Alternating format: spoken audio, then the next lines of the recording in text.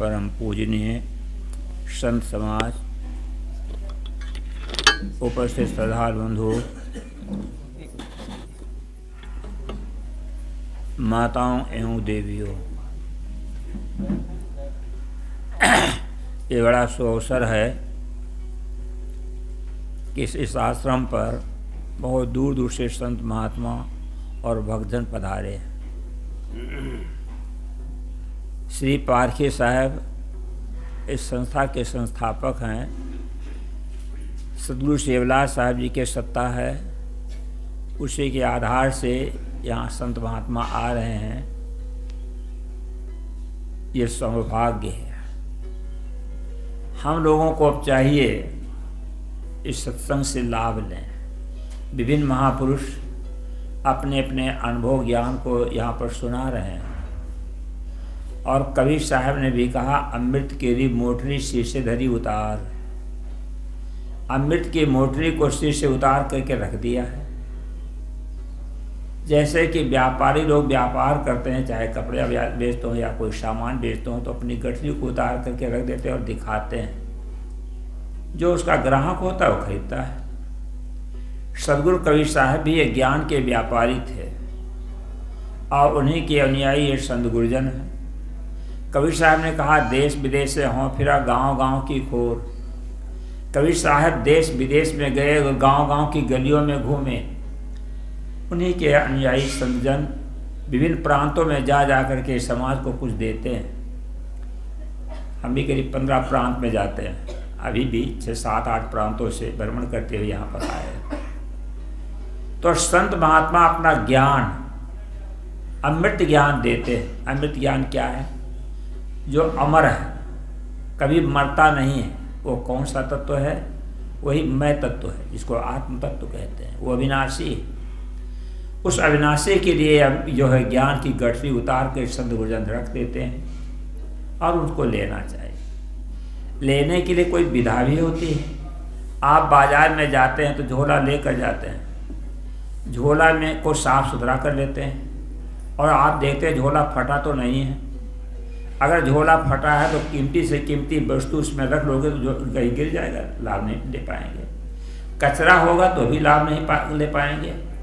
इसलिए पहले सफाई की जरूरत है। सद्गुरु कबीर देव ने कहा है, जो तू सांचा बाड़िया सांची हाथ लगाओ, अंदर झाड़ू दे के कूड़ा दूर बहाओ।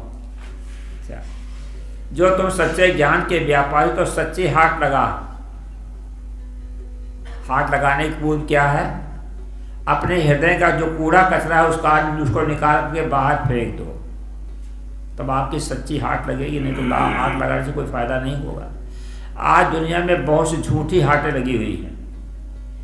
हिंदू है, मुसलमान, ईसाई, विभिन्न संप्रदाय के लोग सब झूठी हाथ लगा रखे हैं और खूब चमक दमक उसके पीछे है और आदमी उसी चमक दमक में भूलता चला जा रहा है। उसका सत्य द्रोहित हो जाता है। जो तुलसीदास ने कहा, बिन सत्संग विवेक न होई। बिना सत्संग के विवेक नहीं होता है। विवेक का मतलब क्या होता है? झूठ और सांस निर्णय करने की क्षमता इसके अंदर पैदा हो। 2-2 5 होता है कि 2-2 4 होता है, यह विवेक कहा जाता है। लेकिन आज विवेक ज्ञान का अभाव है, बल्कि संत गुरुजनों के द्वारा वो विवेक अवरुद्ध हो जाता है। सत्य का लाभ नहीं ले पाते। हम लोग धोखे में पड़ जाते हैं। और पहली बात तो ये की है कि हम कूड़ा कचरा को सफाई नहीं किया। जैसे माताएं हैं, पहले घर में झाड़ू लगाती हैं, चौका बर्तन करती हैं, इसके बाद भोजन बनता है। यहाँ पर जो कार्यक्रम हुआ तो पहले सफाई की गई, सब व्यवस्था की गई, तब यहाँ पर सत्संग का कार्यक्रम हो रहा है। इसी प्रकार से अंतःकरण में की सफाई करें। अंतःकरण मनुष्य का विकारों से ग्रसित है, पाप से ग्रसित है, मानंदी से ग्रसित है। अब ये सब मानंदी को त्याग नहीं कर पाओगे, इस कचरे को सफाई नहीं कर सकते हो, तो ये लाभ नहीं हो सकता। चाहे जितना सुन लो, खूब ऊंचा ऊंचा ज्ञान सुन लो, कोई लाभ नहीं हो सकता है। मैं उदाहरण देता रहता हूँ कि कहीं पानी की वर्षा खूब हो रही, जोरदार मूसलाधार पानी गिर रहा है। वहाँ पर कुछ घड़े रखे हुए हैं, कुछ घड़ों के पेंदा में छेदा है, कुछ घड़े औंधे पड़े हुए हैं, कुछ घड़ों में कंकड़ और पत्थर भरा हुआ है। और कुछ घड़े ऐसे हैं जो बिल्कुल साफ सुथरा है और मुख उनका ऊपर की तरफ है। तो जब वर्षा होगी पानी की, तो कौन घड़ा पानी ग्रहण कर सकता है? समझिए कि नहीं? जो घड़ा ठीक ठाक है, ऊपर की तरफ मुख है उसका, वो घड़ा पानी रख सकेगा। बाकी जिस घड़े के पेंदा में छेदा होगा, पानी बह जाएगा, रुकेगा नहीं। अगर औंधा घड़ा पड़ा है तो उसमें भी पानी एक बूंद भी नहीं जा सकता, और कंकर पत्थर भरा होगा उसमें भी पानी नहीं समा सकता। तो जैसे कि आप लोग सुन रहे हैं, अब ग्रहण करने की क्षमता नहीं है तो एक कान से सुनते एक कान से निकालते चले जा रहे हैं। हम आत्मा लोग प्रवचन करते हैं, भजन कीर्तन हो रहा है, वैसे हो गया। तो आपके लोग परिस्थिति दिए हैं, एक कान से सुन एक कान से निकालते चले जाएं, कोई लाभ नहीं ले पाएंगे। अगर आप यहाँ पर बैठे हैं, लक्ष्य आपका कहीं घर की तरफ है या कहीं और लक्ष्य है, अगर ध्यान पूर्वक सुनेंगे नहीं तो ये बात भी नहीं ग्रहण कर सकते। अथवा कुछ भरा हुआ है, हम तो रामानंदी हैं, हम इस्लामी हैं, हम संत मत के हैं, हम अमुक मत के हैं, हम तो धामाखेड़ा वाले हैं, हम जो है अयोध्या वाले हैं या और कहीं वाले हैं। अगर ये मान करके बैठे कि हमारे गुरु जी ने ये बताया है, किताबों में जो पढ़ लिया उसको मान करके बैठे हुए हैं कि हमारी पुस्तक में ये लिखा हुआ है, और ये सब जो है तो कबीरपंथी नास्तिक होते हैं। मेरा कार्यक्रम आज से करीब 45 या 50 साल के पूर्व की बात होगी। छत्तीसगढ़ में मैं भ्रमण कर रहा था। उसमें कुछ लोगों ने कहा कबीरपंथी कुछ नहीं मानते हैं, न तीर्थ माने, न मूर्ति माने, न राम माने। तो हमसे भक्तों ने कहा, तो हम कहा देखो भाई सबकी मान्यता भिन्न भिन्न है, हम भी कुछ मानते हैं और सबकी मान्यताओं में एकता नहीं। हिंदू मुसलमान ईसाई जितने हैं वो भी भगवान को अलग अलग बना लिया है, क्योंकि मनुष्य की फैक्ट्री में भगवान बनता है और भगवान की फैक्ट्री में आदमी नहीं बनता है। कबीर का विचार आप समझे तो कबीर साहब ने कहा, काजी तुम कौन किते बखानी, झंखत बखत रहा विश्वासर मते को नहीं जानी, सख्त अनुमाने सूरत करत हो मैं न बदूंगा भाई, जो खुदा तेरी सुनत करते हो आप ही कट तो नहीं, सुनत कराए तुरुक जो होना औरत को क्या कहिए, अर शरीरी नार बखानी तापती हिंदू रही है। मुसलमान भाई से कहते हैं कबीर साहब, प्रश्नवाचक चिन्ह है, तुम कौन किताब की बात करते हो? अल्लाह ताला ने सारे अंग प्रत्यंग का निर्माण कर दिया, आँख नाक कान सुंदर बना दिया, तो क्या पेशाबी की खाल को काटने में भूल कर दिया?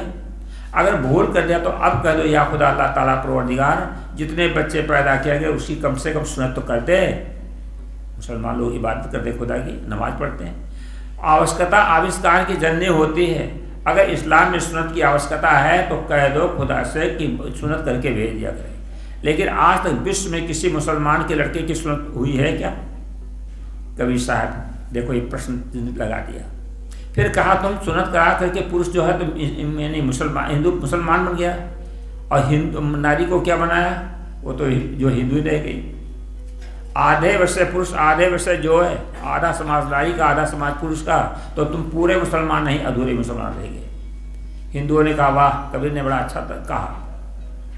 पर कबीर साहब ने हिंदुओं को भी नहीं छोड़ा। वर्णा नाम ब्राह्मणो गुरु, जो वर्णों के ब्राह्मण गुरु कहे जाते हैं वहाँ प्रश्नवाचक चिन्ह लगाते थे कबीर साहब। पहले जने वो ब्राह्मण होना मेरी क्या पहनाया, वो जन्म के सुदिन पर से तुम पानी क्यों खाया? तुम जब जन्म लेते तो अब शूद्र कहलाते हैं, और यज्ञोपवीत जब धारण करते तो द्विज कहलाते हैं। तो जब तुम द्विज बन गए, लेकिन नारी को क्या बनाया, उसको जनेऊ तो नहीं दिया गया, तो वो शूद्र रहती है। तो वो भोजन बना कर देती है, तुम भोजन करते हो तो तुम भी पूरे ब्राह्मण नहीं। तो साहब और कहा, जो तू ब्राह्मण ब्राह्मणी को जाया और राह दे काहे न आया, जो तू तुकनी को जाया पेटे काहे सुन कर आया। अगर तुम ब्राह्मणी से पैदा हुए दूसरे द्वार से क्यों नहीं आए? अगर मुसलमान भाई मुसलमानी से पैदा हुए तो सुन्नत करा के क्यों नहीं आए? अभी अंत में फिर पुष्ट कर दिया साहब ने, तो कहा इससे सिद्ध होता है आदमी बाहर बनता है, कोई ब्राह्मण क्षत्रिय वैश्य शूद्र होकर के नहीं पैदा होता है। लेकिन यहाँ जो ब्राह्मण में भी कहा गया तो नारी को जनेऊ नहीं बनाया जाता है। लेकिन जो भक्त होते हैं, गुरुमुख होते हैं, तो उनका सबका दीक्षा देते समय में माला दिया जाता है। नारी को भी माला पहनाया जाता है, पुरुष को भी माला पहनाया जाता है। अगर कहीं संप्रदाय में दीक्षित है तो स्त्री पुरुष दोनों भी द्विज हो जाते हैं। द्विज नाम दोबारा जन्म। पहला जन्म माता पिता के द्वारा होता है और दूसरा जन्म गुरु के द्वारा होता है। पक्षी का दोबारा जन्म होता है, दांत का दोबारा जन्म होता है और मनुष्य का दोबारा जन्म होता है। पक्षी अंडा देती है, फिर फूटता है, बच्चा होता है, उसका अस्तित्व रहता है। जो पहले दूध के दांत आते हैं वे दांत टूट जाते हैं और दांत जब टूट गए तब दूसरे दांत आते, वो जीवन पर्यंत रहते हैं। तो ऐसे माँ बाप के द्वारा सबका जन्म होता है और गुरु के द्वारा कोई सौभाग्यशाली का होता है। तो यहाँ पे तो ये हुआ कि यहाँ सभी लोगों, नारी और पुरुष को, सबको दीक्षा दी जाती है, उनको द्विज हो जाते हैं, लेकिन ब्राह्मण में नहीं होता है। अच्छा आइए, तो इससे सिद्ध होता है कि तथाकथित कोई ईश्वर या भगवान खुद आगाध किसी को बनाकर नहीं भेजता है, बल्कि आदमी की फैक्ट्री में भगवान बनता है। आदमी जैसा होता भगवान का निर्माण कर लेता है। मुसलमान भाई खुदा के राह में गाय भेड़ा ऊँट की कुर्बानी करते हैं, लेकिन सुअर को नापाका, क्योंकि सुअर नहीं खाते वो लोग। गाय भेड़ा ऊँट खाते हैं तो गाय भेड़ा ऊँट को काटते हैं खुदा के राह में। अभी ईसाई लोग क्या कहते हैं, मेरा यहोवा परमेश्वर सब कुछ पसंद करता है। गाय सुअर की चर्बी को, अवन को तो सुनकर खुश हो जाएगा। ईसाई का परमात्मा कैसा है, गाय सुअर भी पसंद करता है। और आपका भगवान, अगर कोई भगवान परमात्मा है तो गाय भेड़ा ऊँट या गाय सुअर कहीं बलिदान करते हो, काटते हो? नहीं। हलवा मालपुआ घी दूध से, बतासा और तुलसी पत्ती से भगवान का भोग लगाते हो, क्योंकि आप शाकाहारी हैं। जो व्यक्ति जैसा होता है भगवान का निर्माण कर लेता है, उसी प्रकार से देवी देवता को भी बना लेता है। अभी अगर आप शाकाहारी हैं तो आपकी दुर्गा काली शाकाहारी होगी, अगर आप मांसाहारी, दुर्गा काली मांसाहारी होगी। जहाँ कहीं दुर्गा की मूर्ति बनाते हैं, सार्वजनिक मूर्ति बनाते हैं, तो उसमें बकरा कटता है, भैंसा भी काटा जाता है। सदगुरु कबीर देव ने कहा, संतो पाड़े निपुण कसाई, बकरा मार भैंसा पर धामे दिल में दर्द न आई।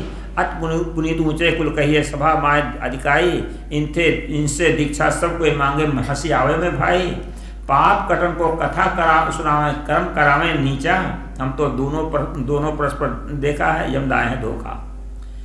अभी देखा जाए यमराज जो धोखा लाए कि नहीं ना, क्योंकि ब्राह्मण लोग जो है, कहाँ कृष्ण नो संतो करिमा ब्राह्मण खोटे, गाय बधेते तुरु कहिए इनते क्या वह छोटे, और कहाँ कोई स्नो संतो करिमा ब्राह्मण खोटे। ये ब्राह्मण लोग देवी देवता के नाम पर बकरा भैंसा कटवाते हैं। आप कामाख्या में जाइए आसाम में, वहाँ लाइन से सब ब्राह्मण लोग, पंडित लोग बैठे हैं और बकरों की लाइन लगी हुई है, तो वो तिलक उसके सामने लाते हैं, तिलक लगाते हैं और उसको वो काटा जाता बकरा एक ही बार में, झटका मारते। ये हलाल हुए, झटका मारे, आग दोनों घर लगी, खून वहाँ पर बह रहा है और कौवे गिन मिलरा रहे हैं, वो पूछकर खाना बना हुआ है। अभी बताओ, क्या दुर्गा जो है या देवी बकरा खाती है, मांस खाती है? बस देवियों पे काटते हैं, सीनी परोस बांटते हैं, अपना ही पेट डालते हैं। देवी की मुख है खाली, पत्थर जो भोग खाता टट्टी जरूर जाता है। ये बात है झूठी, तो क्यों चढ़ावे डाली? कम से कम विवेक तो करें, विवेक का अभाव है। तो देवी देवता के सामने बकरा और भैंसा काटते हैं, वो कौन? देवी देवता मांगते नहीं। अगर वो मांगते तो उनके सामने बकरा को छोड़ दो, मार के खा ले देवी देवता। लेकिन आप क्यों काटते हो, क्यों कटवाते हो? तो ये जो है आदमी जैसा होता वैसे देवी देवता को बना लेता है। तो देवी और देवता मनुष्य की फैक्ट्री में पैदा होते हैं, भगवान भी मनुष्य की फैक्ट्री में बनता है। तो कहने मतलब ये है कि आदमी कुछ न कुछ मानता है, हम लोग भी मानते हैं। तो कुछ लोग हमारे पास आए, हमने पूछा कौन राम को मानते हो? ये भी कभी सत्संग तो किया नहीं, झूठो अफवाह उड़ाते, कभी पंथी कुछ नहीं मानते, नास्तिक होते हैं। हमने कहा राम के शरीर को मानते हो कि उनका क्या मानते हो? अगर राम के शरीर को राम मानते हो तो अयोध्या में राम की हड्डी पसली नहीं मिलेगी, सब सरजू में डूब गए ना, समाधि ले लिया, तो वहाँ पर हड्डी पसली आपको नहीं मिलेगी। राम का शरीर भी नहीं है। अगर उनकी आत्मा को राम मानते हो तो राम अनंत अनंत गुण अमित कथा विस्तार, ये सब राम रूप तो बैठे हुए हैं। अगर आप रामायण पढ़ते हो तो जरा इस बात को भी समझ लें कि जैसे आपस में लोग मिलते हैं, प्रणाम करते हैं, जय सिया राम, जय जय राम, नमो नारायण, सलाम वालेकुम, गुड मॉर्निंग, गुड नून, या कुछ कहते शिष्टाचार बस। और आप लोग क्या कहते? साहेब बंदगी। आप लोग कहते साहेब बंदगी। उस समय क्या चलता था? साहेब बंदगी नहीं चलता था, प्रणाम नहीं चलता था, जय जीव रामायण में आया, अयोध्या कांड में देखो उसमें 3-4 जगह जय जीव आया। सब लोगों को जब बुलाया दशरथ जी ने यानी विचार विमर्श करने के लिए, तो सब लोग आते हैं तो क्या करते हैं? प्रणाम, जय राम, जय जय राम, जय जय श्री राम नहीं कहते हैं, जय जीव कहते हैं। कहे जय जीव शीश तिन नाये, भूप सुमंगल वचन सुनाए। सब लोग आकर के कहते हैं जय जीव कहकर प्रणाम करते हैं और राजा दशरथ मंगलयुक्त वचन सुनाते हैं, कल राम को युवराज बनाया जाएगा। यहाँ जय जीव आया है। जब दशरथ जी कोपवन में गए और कैकेयी ने जो वरदान मांगा उस पर आरूढ़ रही और दशरथ जी मूर्छित होकर अवस्था पड़े हुए थे, तो मंत्री पता लगा निकल जाता है। तो कहे जय जीव बैठ से नाई, देख भूप गद गए सुखाई। मंत्री वहाँ जय जीव कह करके प्रणाम किया। जब राम को जंगल पहुँचाने जाता है और लौट करके आता है तो दशरथ जी मुझसे अवस्था में पड़े हुए थे राम की बिरा में। तो देख सुमंत जय जीव कह कीन्हो दंड प्रणाम, सुनत उठो व्याकुल नृपत कहा सुमंत कहा राम। मंत्री जय जीव कह करके प्रणाम किया। अब वहाँ जय जीव चलता है कि जय राम, जय जय सिया राम कहीं चला है रामायण में? नहीं है। तो जय जीव संत महात्माओं के द्वारा इसका नाम सुना था दशरथ जी ने। संत किस में रमते हैं? रमनते योगिनो यस्मिन्नत रामा। जोगी जन जिसके विषय में रमण करते हैं उसको कहते हैं राम। रमे निरंतर आत्मा सबघट आठो याम, याही ते संतंद्रा रामदास का नाम। जो सबके घट में निरंतर रमण करता है उसको कहते हैं राम। राम दशरथ में भी राम था, राम में भी राम था, कौशल्या और कैकेयी में भी राम था, मंथरा में भी राम था, रावण कुंभकर्ण इत्यादि में भी राम था। राम तत्व आत्म तत्व चेतन तत्व, जिसको कबीर साहब ने कहा हृदय बसे ते राम ने जाना। इस हृदय में जो बसा हुआ राम उसको लोग नहीं समझते हैं, उस राम को समझो। तो वो राम तत्व कौन है? सबके हृदय में रमा हुआ है। तो कबीरपंथी राम को मानते कि नहीं मानते हैं? खटमल जो चीर सभी शिवदास ने लिखा है, खटमल जो चीर सभी बिच्छू सब जो होए, जीव जंत छोटे बड़े मत मारो इनको। खटमल में भी जीव राम है, मच्छर में भी राम है, जितने जीवधारी हैं सब में जीव में आत्मा ही राम है। तो उसमें रमा हुआ। तो कबीरपंथी कैसे नहीं राम को मानते? राम के चरित्र को कहते हो तो प्रातः काल उठकर रघुनाथा, माता पिता गुरु नावे माता, ये आदर्श ले लीजिए। श्री रामचंद्र जी सो करके उठते, माता पिता और गुरु को प्रणाम करते। अब राम का क्या आदर्श लेते हो? मातृदेव हो, पितृदेव हो, आचार्य देव हो, उनका प्रणाम करते हो क्या?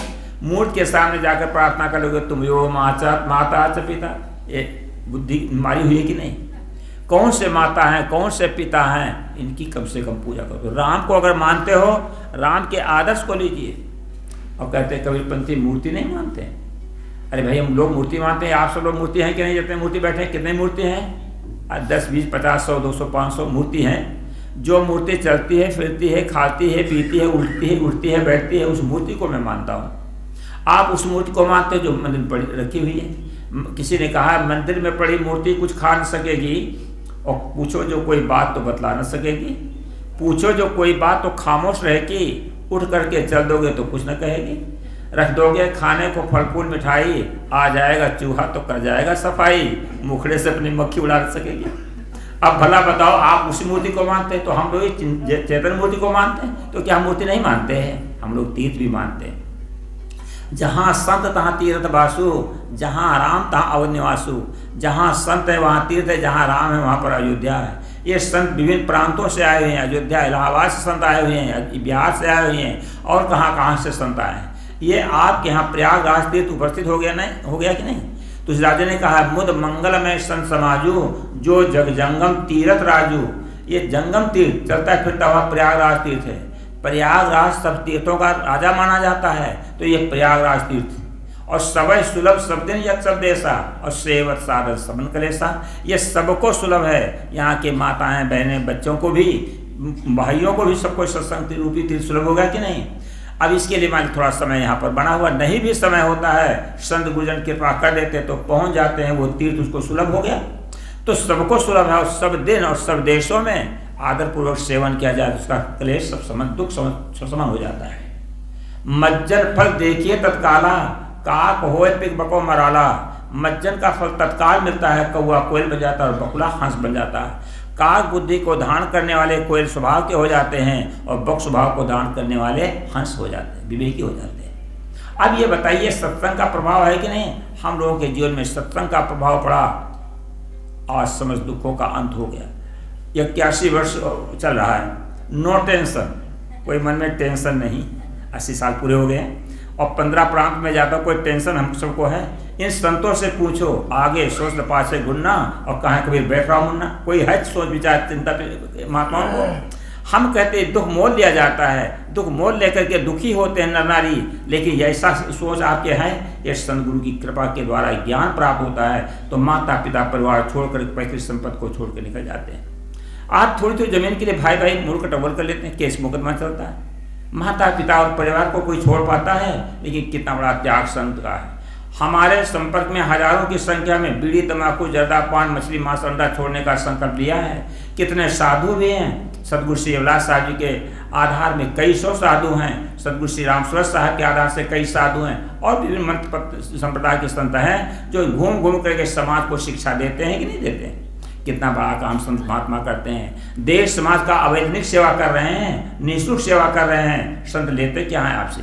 भोजन, वस्त्र, निर्वाह की चीज, और वो भी मांगते नहीं, आप स्वेच्छा से देते हैं, संतों की सेवा करते हैं। तो अब ये बतलाओ, संत जो है कितना बड़ा काम करते हैं। कई चोर और डकैत हम लोगों के संपर्क में आकर चोरी डकैती छोड़ दिया है। अंगुलमाल डाकू, रत्नाकर डाकू जो है, तो ये संतों के उपदेश से बदल गए। उनको संतों का कोई वेतन है क्या? तो आप ये विचार करें, संतों का उपकार अपार और ऋणी रहेगा यह संसार। इस संत का बहुत बड़ा उपकार है। तो सज्जनों, हम लोग तीर्थ भी मानते हैं, हम लोग मूर्ति मानते हैं, आप लोग उस तीर्थ को मानते हैं। जाते हो नदी में स्नान करते हो गंगा जमुना में, और नदी नहाए से क्या मिलता है? फल क्या होता है?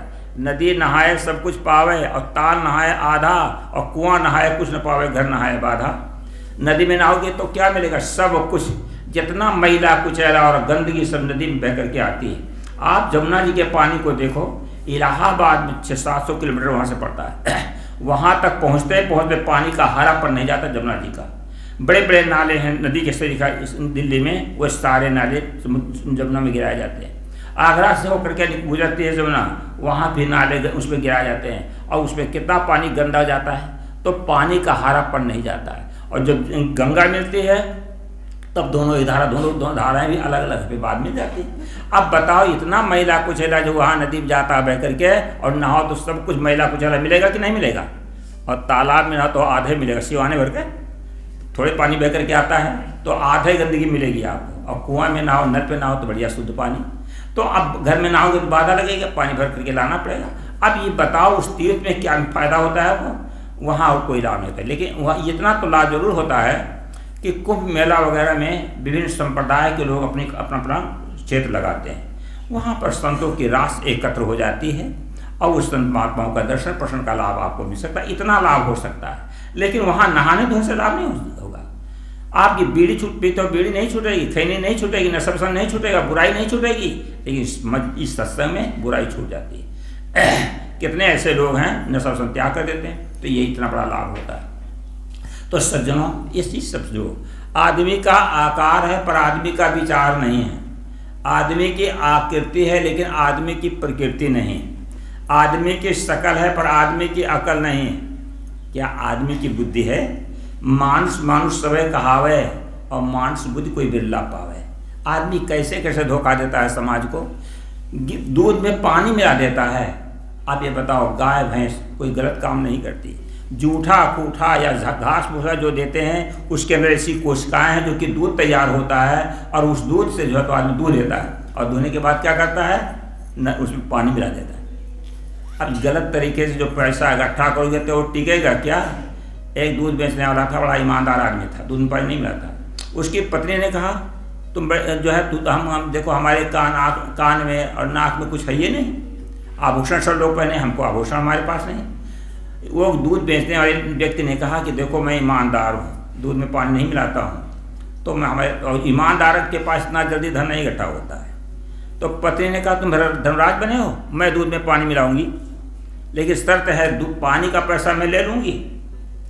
तो क्या करूँ, सीधा सारा व्यक्ति था, दूध में 5-10 किलो दूध लावे तो 3 किलो पानी मिला दे। अब ऐसे अनुपातन पानी मिलाती जाए, और पैसा शाम को हिसाब करके वो अपना ले लेती, जितना पानी मिलाती थी उतना पैसा ले लेती थी। और कुछ ही दिन में पैसा का पानी, यानी पानी का पैसा, खूब पैसा इकट्ठा हुआ, और चली गई सोनार के पास। कहा, नाक में पहनने के लिए सोने की नथनी बनवा दो, एक बना दो। मोटी नथनी सोने की बना दिया, और वो नदी में गई नहाने के लिए, नथनी पहने थी। माताएं आभूषण दिखाती ज़्यादा हैं लोगों को, तो जब गई नदी में नहाने के लिए, नहाया, डुबकी लगाया, तो ऐसे बड़ी मछली ने देखा, नथनी चमकी तो नाक पकड़ लिया। नाक में नथनी के शायद कट जाती है, तो अब देखती है नाके गया, खून भरा है। तो पानी का पैसा पानी में, और नाक कटी बेईमानी में। पैसा पानी में तो गया, और नाक बेईमानी में गई। सज्जनों, अनुचित रूप से जो है संग्रह किया हुआ धन ज़्यादा दिन तक टिकेगा नहीं। आप नहीं चाहते हैं आपकी बेटी हो गई, 2-4 बेटियां हो गई। खैर यहाँ तो दहेज का उतना रिवाज नहीं है, विशेष करके छत्तीसगढ़ यहाँ तो अभी कम है। लेकिन बिहार, उत्तर प्रदेश, अगर लड़के के चेचक के दाग मुख में और थोड़ा मोड़ा कहीं पढ़ते करते नकल फकल करते कहीं पहुंच गया कॉलेज इत्यादि में, उसकी कीमत बढ़ जाती है। लड़की को कितना पढ़ाते हैं, कितनी सुंदरी लड़की, योग्य लड़की है, तो उसकी कीमत घट जाती है। लड़की की कीमत घट जाती है और लड़का की कीमत बढ़ जाता है। बताइए अब क्या है? दहेज के कारण से मांग जांच होती है, जैसे घोड़ा हाथी के मांग जांच करते हैं तैसे लड़के की मांग जांच होती है, इसलिए आपको धर्म की बहू नहीं मिल पाती, ये भी आप समझिए। तो ये सब होता है। तो कहने भाव ये है कुपुत्र हो जाएगा, कई बेटियां पैदा हो जाएंगी या कहीं बीमारी आ जाएगी, तो गलत तरीके से अर्जित किया हुआ की हुई संपत्ति वो टिकेगी नहीं। इसलिए न्यायोचित कमाई करो, ईमानदारी से कमाओ। सत्संग में जब जाओगे ज्ञान आपको होगा, और ये बोझ जब हो जाएगा तब दूसरे के धन को अनुचित रूप से नहीं ले पाओगे। पर धन पत्थर धूल संपत्ति मात समान, ऐसा भाव आपको बन जाएगा। तो सत्संग में आओ तो ये सब पता चले, ये तीर्थ जो है आपको तार देगा और वो तीर्थ तार नहीं सकता है। अब यहाँ पे आकर के आप परख बुद्धि पैदा करो, परख लो खरा खोट हो रमैया राम, हे रमैया राम चेतन, तुम खरा क्या है खोटा के स्कूल परख लो। आप बाजार में जाते सामान खरीदते हैं, परखते हो कि नहीं परखते हो? आलू खरीदते हो तो सड़ा गला तो आलू नहीं ले आते, सेव खरीदते हो तो उसको भी परख करके लेते हो। अगर बिना परख के लिए तो धोखे में पड़ जाओ, सेव खराब सेव मिल जाएगा, सड़ा गला सेव मिल जाएगा, तो बेकार आपका नुकसान होगा कि नहीं पैसे की। तो परखो। तो यहाँ सत्संग में ज्ञान की परख नहीं करते, कुछ भी हो परख लो, बिना परखे ले लेते हैं। ऐसे एक सेठ जी थे, तो एक आदमी तोता बेचता था और तोता को सिखा दिया इसमें क्या संदेह, पढ़ा दिया था उसको, और बेच रहा था। इसकी कीमत रखा है 1 लाख रुपया। तो जब लोग तोता आवे देखने के लिए तो कहा कीमत कही 1 लाख रुपया, तो लोग घबरा जाए कि तोता का 1 लाख रुपया। तोता बेचने वाले ने कहा तोता बड़ा विद्वान है, 4 वेद 6 शास्त्र 18 पुराण 108 उपनिषद कुरान बाइबिल हदीस रामायण गीता सब कुछ जानता है। सेठ जी ने सोचा कि तो एक तोता खरीदने से समस्या हल हो जाएगी। इस साधु महात्माओं को बुलाते हैं, बड़ा खर्चा करना पड़ता है। अब पंडितों को बुलाते हैं, रामायण पाठ करते हैं, वेद पाठ करते, बड़ा खर्चा लगता है। एक तोता जो ले लेने से समस्या हल हो जाएगी, इसके सामने माइक रख दिया जाएगा, रामायण का पाठ करता रहेगा, गीता का पाठ, वेद का पाठ करता रहेगा, कुरान का भी पाठ कर लेगा। ये 1000 लाख रुपया में तोता को खरीद लिया, और तोता बेचने वाला बड़ा चतुर था, बिका हुआ माल वापस नहीं होगा। अब सेठ जी तोता को ले गए, उनको अहंकार था कि मैंने ऐसी वस्तु खरीदी, ऐसा किसी के पास नहीं होगा। और घोषणा कर दिया कि जिसको जिस पुस्तक का प्रश्न हो, जिस भाषा का प्रश्न हो, आकर तोता से प्रश्न कर सकता, तोता समुचित उत्तर देगा। एक रामायण जी पहुंच गए, कहा तोताराम तुम रामायण जानते हो? कहा इसमें क्या संदेह। उसको अहंकार था कि मैं रामायण जानता हूँ पंडित को, तो ये तोता रामायण जानता, अगर ये प्रश्न कर दिया हम उत्तर नहीं दे पाएंगे तो तोता से हारना अच्छा नहीं है। बेचारा चुपचाप लौट गया।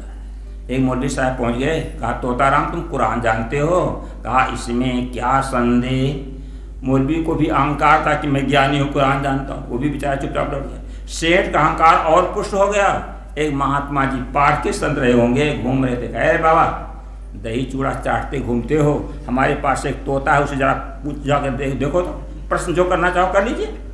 महात्मा जी ने कहा तोता इतना बड़ा विद्वान नहीं हो सकता है। कहा प्रत्यक्षम किम प्रमाण, जाकर तोता से पहले पूछ के देखो तो। महात्मा जी गए तोता के पास, कहा तोताराम तुम रामायण जानते हो? तोता कहता इसमें क्या संदेह। महात्मा जी ने कहा रामायण का पहला दोहा कहो तो जरा। तोता कहता इसमें क्या संदेह। अरे तुमको संदेह तुमको है, अरे हमको तो बताओ तो इसका पहला दोहा। अच्छा कुरान की पहली आयत कहो तो जरा। तोता कहता है इसमें क्या संदेह। ऋग्वेद का पहला मंत्र कहो, कहा इसमें क्या संदेह। तो महात्मा ने जजमेंट दे दिया ये तोता कुछ नहीं जानता है, ये केवल इतना ही रटा है, इसमें क्या संदेह। अब सेठ को जो अहंकार था, फूल रहे थे अहंकार में, अब पिचक गए, हवा जैसे भरी रहती गुब्बारा में निकल गया, कुछ से हो गया। ऐसे सेठ का अहंकार पर ठेस लगी। तोता के पास जाते हैं, कहा तोताराम तुम कुछ नहीं जानते हो। तोता कहता है इसमें क्या संदेह। क्या मेरा 1 लाख रुपया पानी में चला गया? कहा इसमें क्या संदेह। आपका जीवन बेकार हो जाता है। कुछ गुरु ऐसे मिल गए, बतला दिया कि भगवान कहीं आकाश में है, सतलोक कहीं ऊपर में है, भटका दिया। और उसी के पीछे आप बहते चले जा रहे हैं। आज सभी संप्रदाय के लोग भटक रहे हैं। सदगुरु कबीर के पारक दर्शन का जब बोध आपको हो जाएगा, सारा भ्रम टूट जाएगा।